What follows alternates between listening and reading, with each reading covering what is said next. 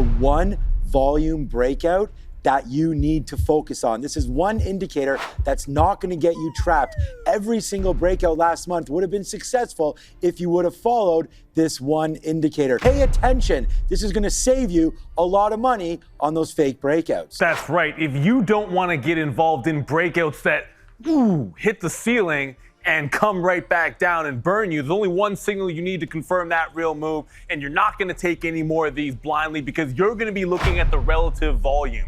You're going to get a couple of seconds, 2-second check, just to confirm you've got institutional presence before doing your buys.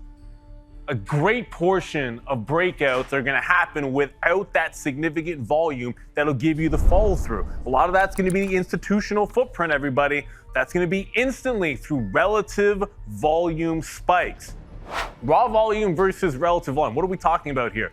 A stock can be doing 500,000 shares, 1 million shares, whatever it might be at 10 a.m. But what difference does it make if that is less than it usually does over a 90-day period or the last few weeks or even the prior day? A second stock can be trading 10,000, 15,000 shares, but it's doing 3.5 times volume. So you know there's a little bit of extra juice, and this is what you are looking for in a trade. You do not want to be in that ignore zone. Underneath 1x regular volume, that means there is less than normal volume. No breakout, get it out of here. You want more retail action.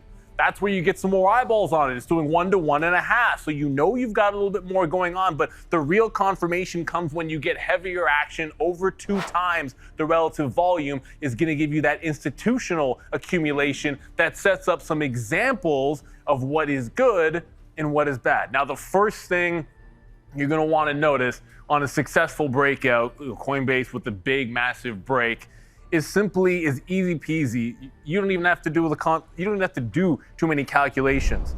If you simply just look at outside of the open and the close, it never does more than 100,000 on any of the opening candles.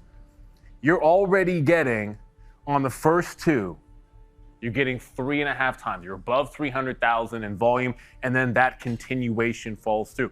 And it's the continuation that we're really talking about.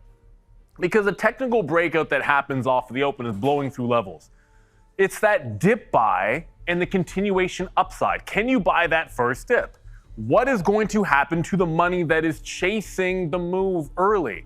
If there is extra volume indicating more interest, that institutional plus retail, then you are much more likely to get that second continuation. And as you can see, when the dips come in and people are already trapped at the top there and we're pulling back $4 or $5 on Coinbase, it's the extra volume that's able to give you that second leg so nobody's bag holding that top.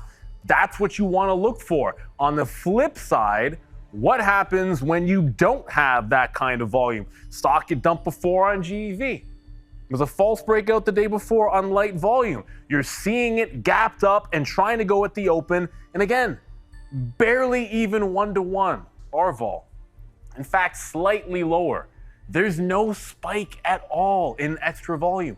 So what do you think happens when it makes that early high and starts pulling back?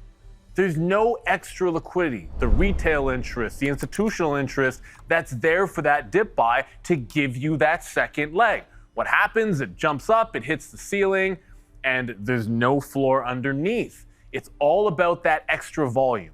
You want to be sure that when you are picking out the stocks, the breakouts happen fast at the open. You get a couple of minutes, you break out at the open. Sometimes there's only one chance at a dip buy. All you have to do is glance at that relative volume in real time.